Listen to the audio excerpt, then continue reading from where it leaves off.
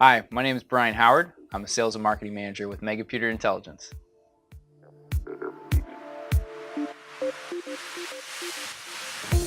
That's a good question. Yeah, we often say we do both data and text analytics for our company.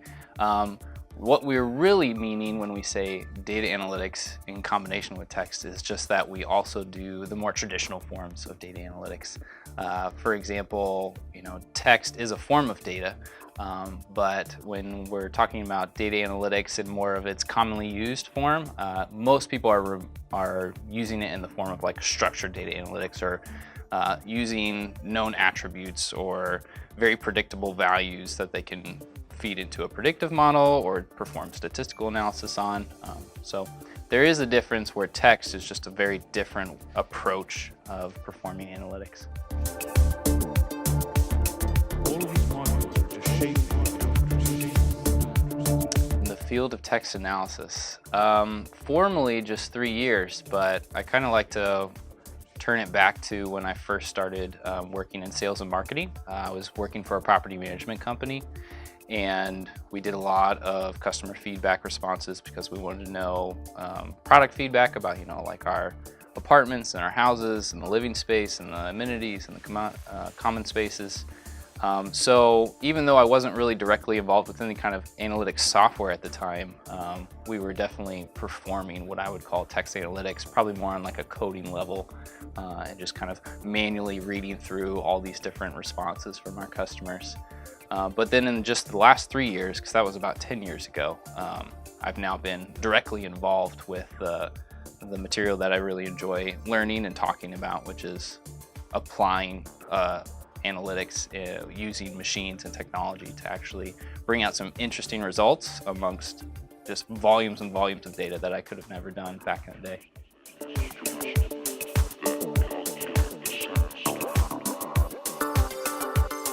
It's a good question. There's a lot of people using text analysis, even though it's still emerging in a lot of ways because there's a lot of people still not using it. They're just not really aware of its benefits and values. But you do have all the way from kind of an individual based level of students or even small companies that are just dedicated to someone that's interested in using the open source tools that are available today, such as R, all the way up to the global enterprises that have a wide reach and are trying to process text analysis in several different languages, even to just try and bring a unifying and cohesive insight to their entire corporation. So a lot of companies are using it, and I would probably say with pharma, they're coming on strong, but still a little bit behind, and healthcare is still pretty weak in the field, but they're catching on more. But finance and insurance and manufacturing, those companies are really starting to take advantage of some of the things that you can do more than just survey responses, but actually like quality management or fraud detection, just to name a couple.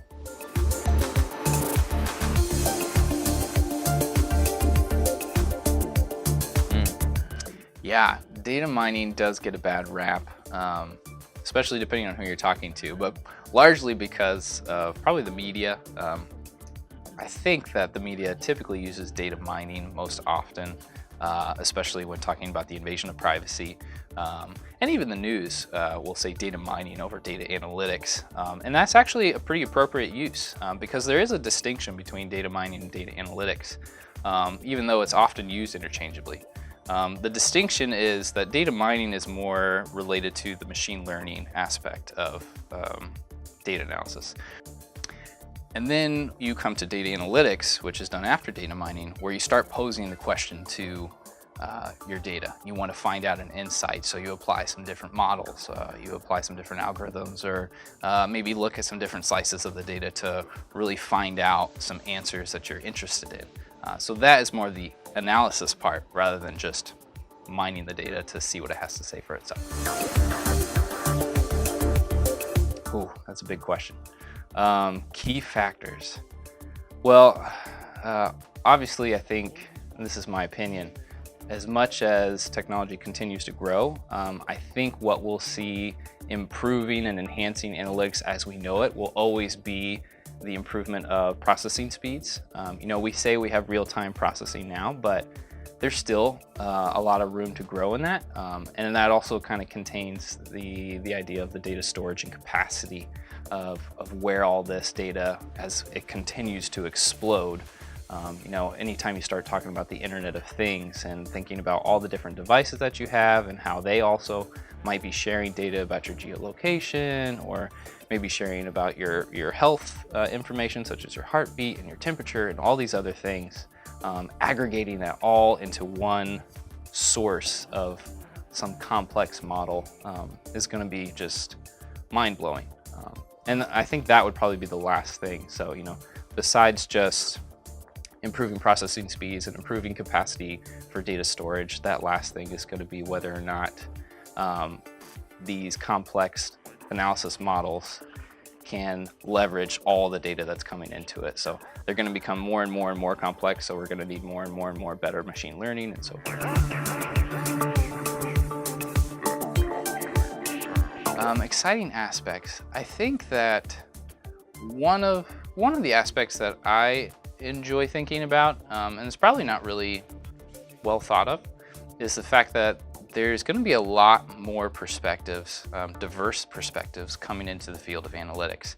You know, we're already equipping several different people across different departments, including your marketing and your legal teams, compliance, that are all trying to use analytics to improve how they operate.